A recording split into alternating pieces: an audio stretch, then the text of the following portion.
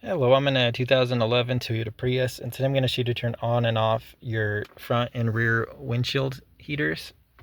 So these would be these buttons here for the front and the rear. So the front is now on and the rear is on.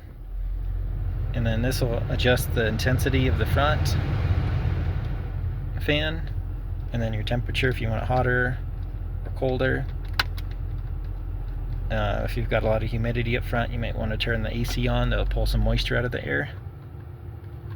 And then you can see in the back, maybe there's lines through the rear glass.